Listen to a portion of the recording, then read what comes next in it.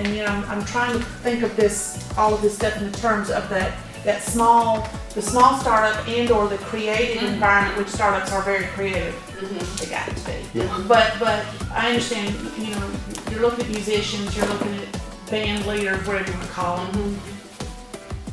And yet these things, they need to start understanding these things, because if their company grows, they will. And even if it doesn't grow, they still can get sued. Yeah. Yeah, you know what I mean? You can still get sued, you know what I mean? Like you said, if you don't have any money, but it's still... Well, look at the impact Yoko Ono had on the Beatles. I mean, that was a fairly small group of people. And she came in, and that made a very big impact on the dynamics of the organization. Right, from a So brand standpoint. you don't have to be a gigantic corporation to have a personnel-related impact that doesn't always work out in the best interest of the organization. That's a good case history right there for the creative. Performance For the purpose of a band. You know, you've got 5 people in the band. Oh my God, that's exactly.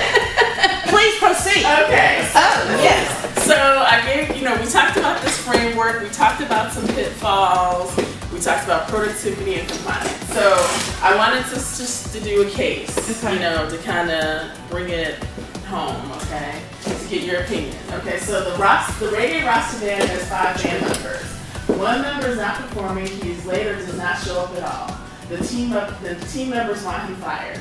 What HR-related steps should be in place to ensure that the band is not sued for employment-related issues? Well, first you better start pulling out your policies and procedures about expectations, who needs to be doing what, and grounds for termination and things like that. And then be able to document the whole thing, or just take pictures of him coming out of a motel room with a goat. One of the two.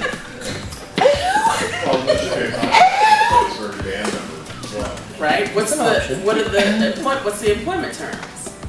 Right? Gotcha. Yeah.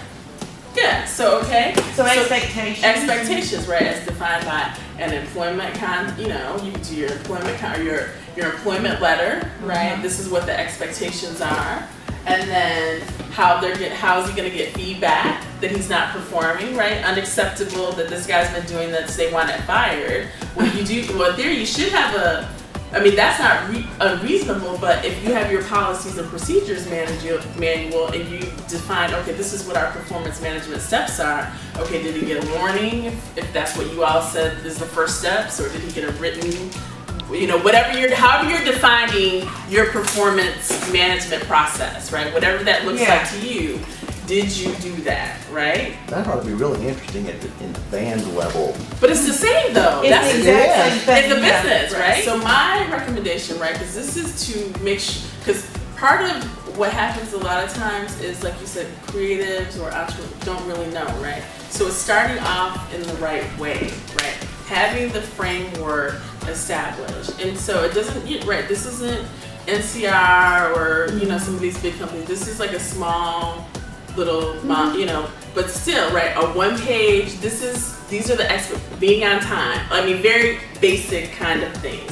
And if you don't do these things, this is what happens, right? This is your employment letter. This is what that means. This is what's outlined, your 1 page. So that you're starting off, because it's difficult to go down the road and then try to fix it, right? Because that, you know, I mean, that's just very difficult to do. The key is to, you know, to start off the right way, and then you have something to bounce up against when these things happen, right? Because things are going to happen.